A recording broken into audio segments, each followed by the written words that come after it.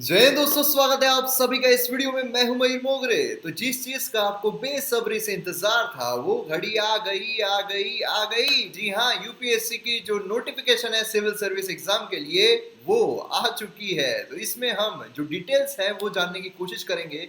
Vacancy से लेकर age limit से लेकर सारी ही चीजों के बारे में डिस्कशन करेंगे और इन दी एंड जो स्ट्रेटेजी है वो हमारी किस तरीके से रहनी चाहिए अभी दिनों में, क्योंकि बहुत सारे एस्पिरेंट्स ऐसे होते हैं जब फॉर्म आते हैं फॉर्म फिलअप कर देते हैं, उसके बाद उनके अंदर का जो एक बाहुबली है वो जाग जाता है और वो काफ़ी ज़्यादा सीरियसली पढ़ाई करने लग जाते हैं। तो क्या स्ट्रेटेजी रहनी चाहिए, क्या अभी अगर आप शुरुआत कर रहे हो तो आप एग्जाम क्लियर कर सकते हो, इन सभी चीज़ों के बारे में हम यहाँ पर डिस्कशन करने वाले हैं। तो चलिए शुरू करते हैं। शुरू करने से पहले आप मुझे फेसबुक इंस्टाग्राम पर फॉलो कर सकते हो। आपको मयूर मोगरे सर्च करना है, फॉलो करना है। उसी के साथ साथ जो पीडीएफ है और जो नोटिफिकेशंस आती है वीडियोस के बारे में, टेलीग्राम पर भी आप फॉलो कर सकते हो। सभी जगहों पर मयूर मोगरे सर्च करना है और फॉलो करना है तो फॉलो कीजिए।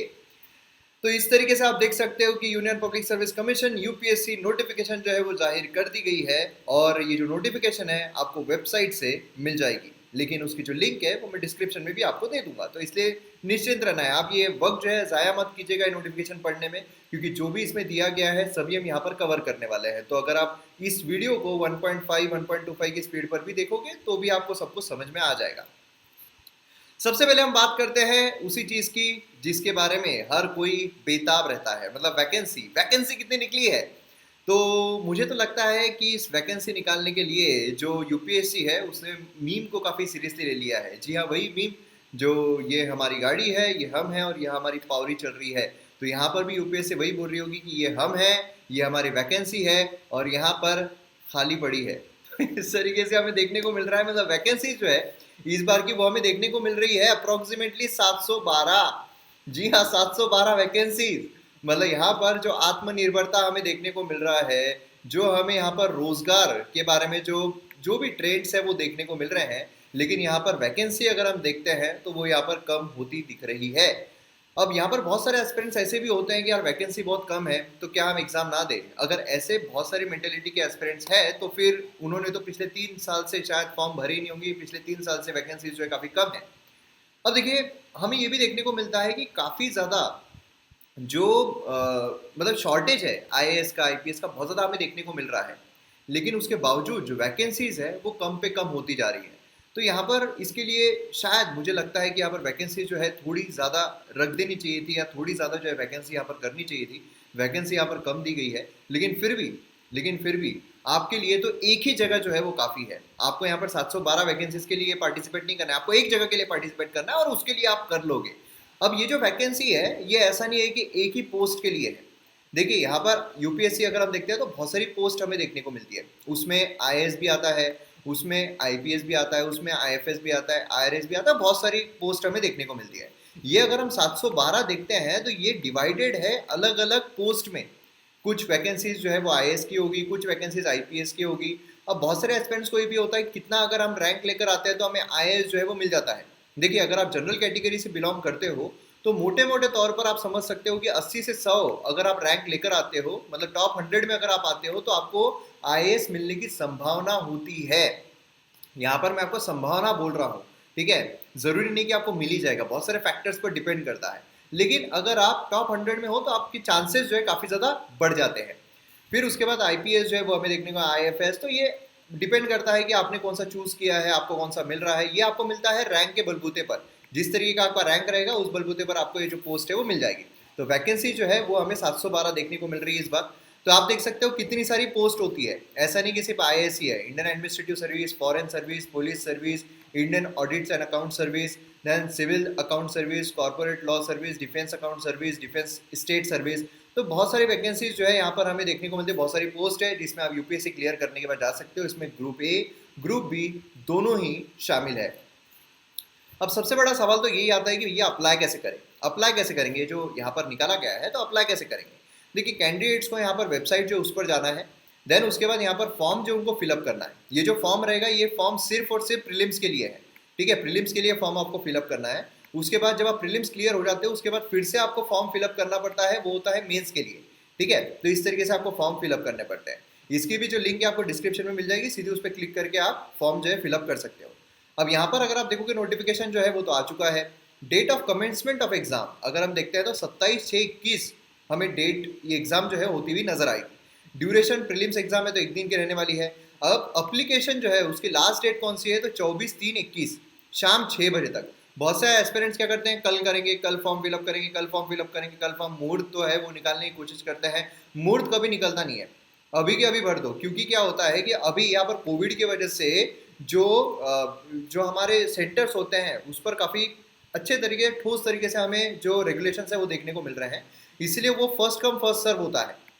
मतलब समझ लो कि अगर आप मुंबई से बिलोंग करते हो और मुंबई में आपने एकदम लास्ट डेट पर जो फॉर्म है फिलअप किया और मुंबई आपने फर्स्ट प्रेफरेंस डाला, लेकिन ऑलरेडी मुंबई के जो सेंटर्स है वो फुल हो चुके हैं, तो आपको मुंबई जो है वो नहीं मिलेगा।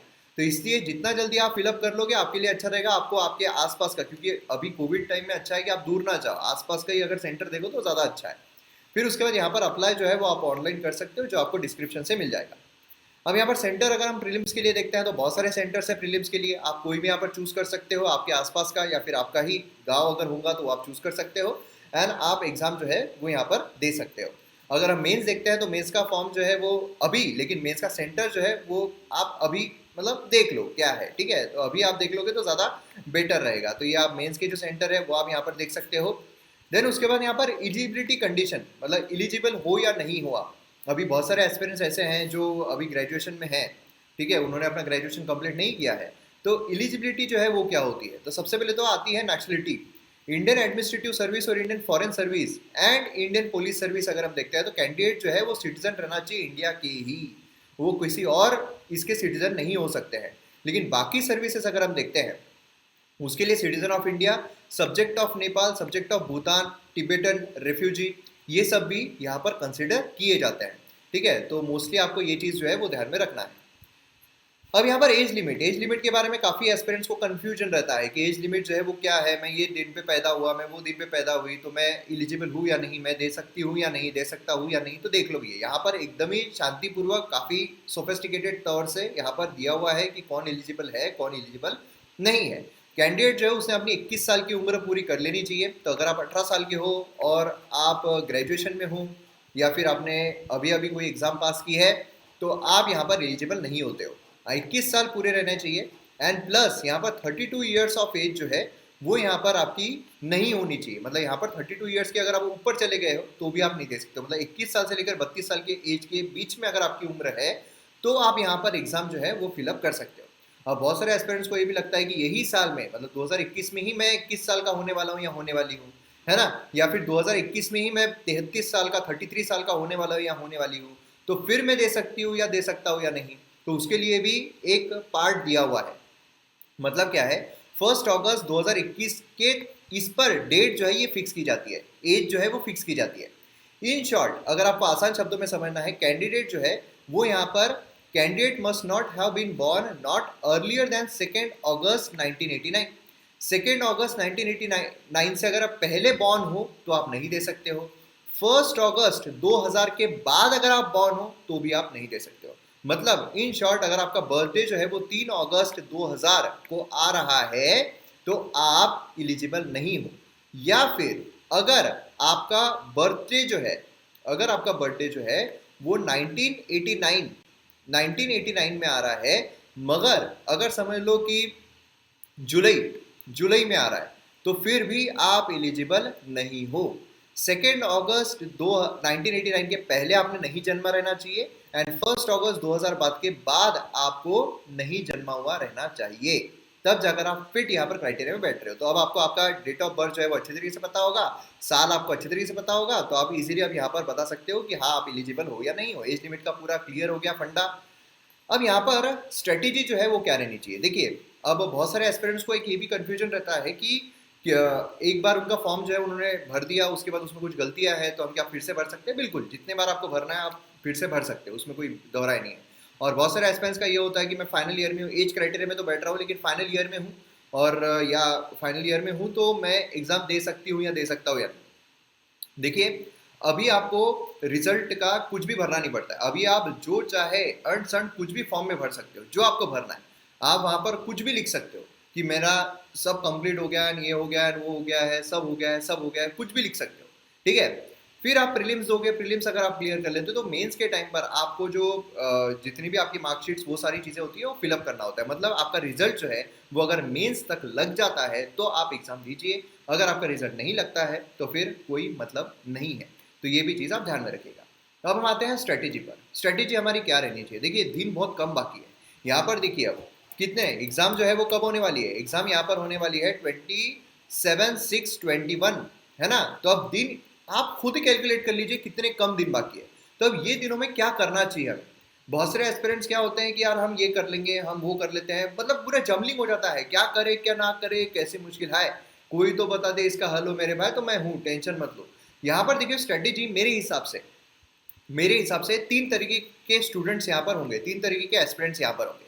एक एस्पिरेंट्स वो है जिनका सिलेबस पूरा कंप्लीट हो चुका है, जिनका सिलेबस पूरा कंप्लीट हो चुका है और वो अब यहाँ पर रिवीजन के लिए जा रहे हैं, ठीक है। या फिर समझ लो इक्का दुक्का सब्जेक्ट रह गया है लेकिन मोस्ट ऑफ द सिलेबस जो है वो उनका कंप्लीट हो चुका है, तो वो रिवीजन के लिए जा रहे हैं। दूसरे एस्पिरेंट जो है वो ये है कि जिनका 50% सिलेबस जो है वो कंप्लीट हुआ है एंड 50% सिलेबस जो है वो अभी भी बचा हुआ है। एंड थर्ड एस्पिरेंट्स ऐसे हैं जिनका अभी कुछ भी हुआ नहीं है और सब कुछ उनके लिए नया रहेगा।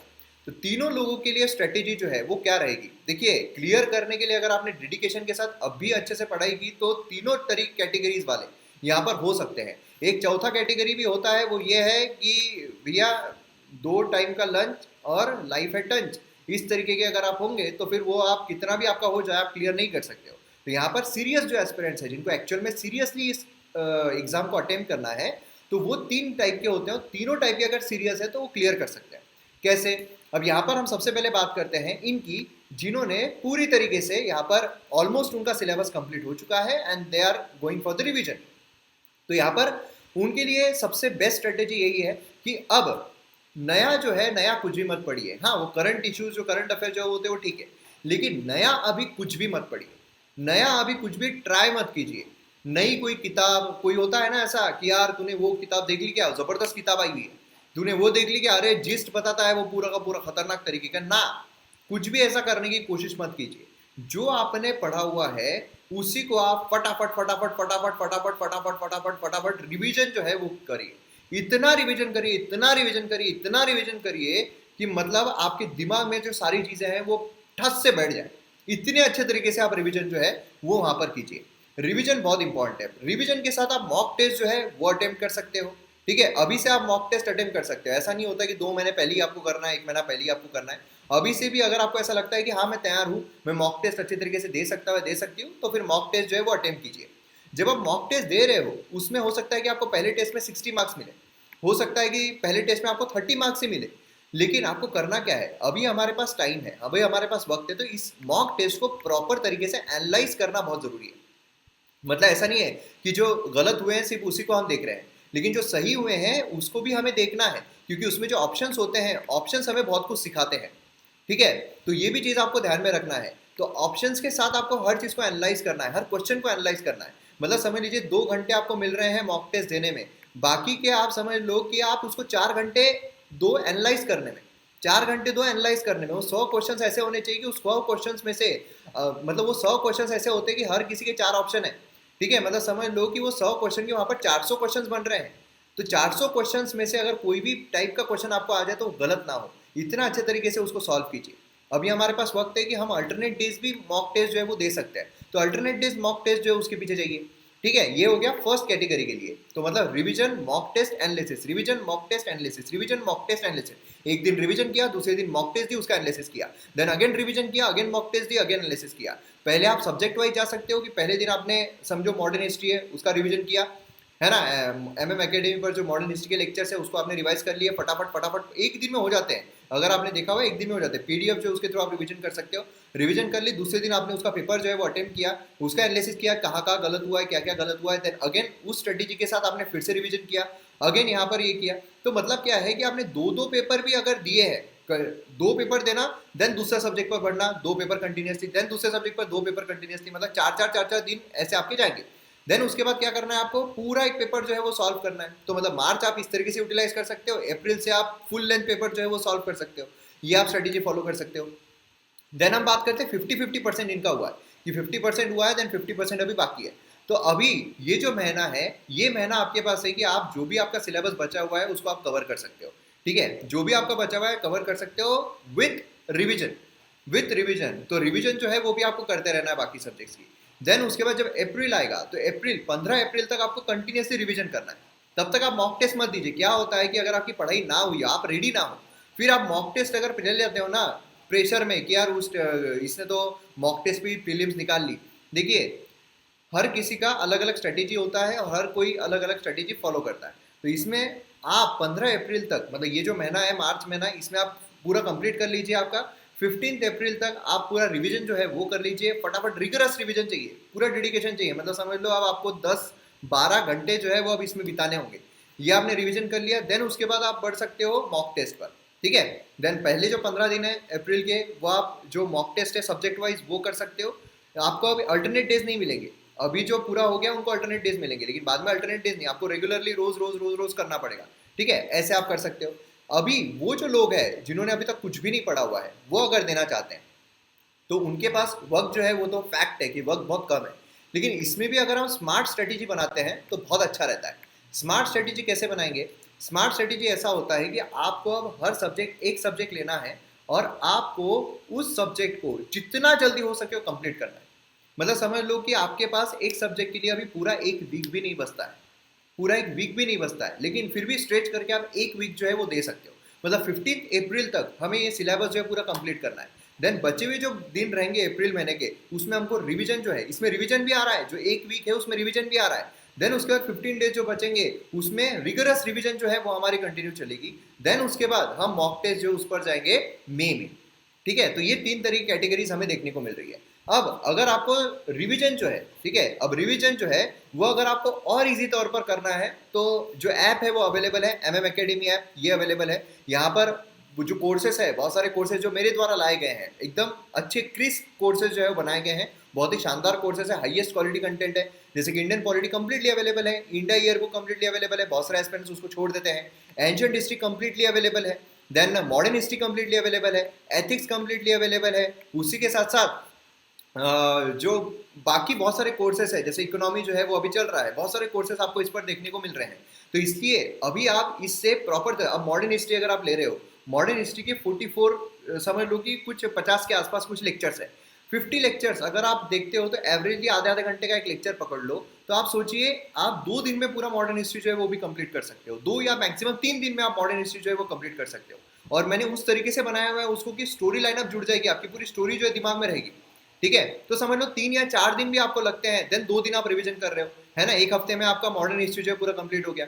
Same goes for polity as well. Polity के आप फटाफट फटाफट फटाफट लेक्चर्स आप देख सकते हो, मजा आ जाएगा आपको लेक्चर देखने में। मतलब ऐसा लेक्चर्स है कि आपको बोर नहीं होंगे, है ना। नहीं तो किताब हम पढ़ते हैं, वही टेक्स्ट चल रहा है, टेक्स्ट चल रहा है, इसमें इतने सारे पिक्चर्स इन्वॉल्व किए हैं, आपको बोर नहीं होगा। ये आप कर सकते हो। देन पीडीएफ, आप जो पीडीएफ है वो आपको मिल जाती है, पीडीएफ से आप रिवीजन कर सकते हो। तो ये चीज़ जो है ये भी आपको यहाँ पर मिल जाती है। तो मतलब क्या है कि आपको पूरा जो डेटा है, पूरा जो मटेरियल है यहाँ पर मिल जाता है। लेकिन ऐसे अगर कोई व्यक्ति है, ऐसे अगर कोई एस्पिरेंट्स है जिनको कुछ हुआ है, कुछ कोर्सेस बचे हुए हैं, कुछ सब्जेक्ट्स बचे हुए हैं, जैसे मैंने बोला ना 50-50 कुछ, तो यहाँ पर इंडिविजुअल कोर्स आपको परचेस करना है तो आप MM एजुकेशन ऐप जो है ये डाउनलोड कर सकते हो। यहाँ पर आप इंडिविजुअल कोर्सेज जो है, जैसे अभी इंडियन पॉलिटी का कोर्स जो है यहाँ पर आपको मिल रहा है 60 आवर्स का टोटल आपको जो कोर्स है वो मिल रहा है, और इसमें आपको अलग अलग जो चीज़ें हैं वो भी मिल रही है। और हाँ, खास बात यह है कि यहाँ पर मैं आपके साथ लाइव इंटरेक्शन भी करता हूँ, जिससे कि क्या होता है कि आपके जो भी डाउट्स रहेंगे वो क्लियर हो जाएंगे। अभी कुछ दिनों से मेरा लाइव इंटरेक्शन जो है थोड़ा कम था, लेकिन अब यहाँ पर क्या होगा, अब जैसे जैसे अभी आगे हम बढ़ेंगे तो 15 मार्च से मेरा जो लाइव इंटरेक्शन है वो कंटिन्यूसली इंक्रीज होता जाएगा। पर्सनल, वो भी ऐसा नहीं, जूम ऐप पे मैं पर्सनली इंटरेक्ट करता हूँ एस्पिरेंट से जो MM एकेडमी ऐप का सब्सक्रिप्शन ले रहे हैं। MM एजुकेशन ये जो ऐप है, इस पर तो मैं ऐप पे भी लाइव आऊँगा। तो मतलब क्या है, अगर आप ये ले रहे हो तो इससे क्या होगा कि आपके साथ मैं पर्सनली इंटरेक्ट करूँगा, जिससे कि अगर आपकी कोई पर्सनल प्रॉब्लम्स भी है वो भी मैं रिजॉल्व करने की कोशिश करूँगा, तो ये सारी चीज़ें भी होगी। तो आपको बहुत बेटर मिलेगा और एकदम लोएस्ट प्राइजेस पर है, लोएस्ट प्राइजेस पर। इससे कम मतलब बाकी जगहों पर जितना एक महीने का, यहाँ पर आपको एक साल का मिल रहा है, और हाईएस्ट क्वालिटी कंटेंट है, डेमो लेक्चर्स आप देख सकते हो, तो काफ़ी बेनिफिट होगा। ठीक है, ये भी आपके पास एक ऑप्शन है। अगर आपको नहीं करना है तो आप किताब जो है उसके थ्रू जा सकते हो, जैसे भी आपको करना है। लेकिन ये एक स्मार्ट वर्क हो गया। मैं हमेशा स्मार्ट वर्क पे बिलीव करता हूँ रेदर देन हार्ड वर्क। अगर आप किताब ले रहे हो, वो पढ़ रहे हो, सब रट्टा मारते जा रहे हो, मतलब नहीं है, वो हार्ड वर्क हो गया। यहाँ पर पूरा मूवी की तरह ये जो चीज़ें हैं वो चल रही है, मज़ा आ जाएगा आपको। तो ये स्मार्ट वो हो गया, ठीक है। तो ये चीज़ हमको यहाँ पर देखने को मिल रही है। तो अब मैं उम्मीद करता हूँ कि आपको पूरा जो सफिशिएंट इन्फॉर्मेशन है मिल गई होगी। कमेंट सेक्शन में और भी अगर आपको कोई डाउट लगते हैं तो आप डाउट पूछ सकते हो। उसके लिए भी मैं जो मतलब जो सेशंस है वो आपके लेकर आऊँगा, जिससे कि आपके वो भी डाउट जो है वो क्लियर हो जाए। तो मैं उम्मीद करता हूँ कि आपको बहुत कुछ जानने को मिला होगा। वीडियो को शेयर भी ज़रूर कीजिए। मिलते हैं अगले वीडियो में। जय हिंद।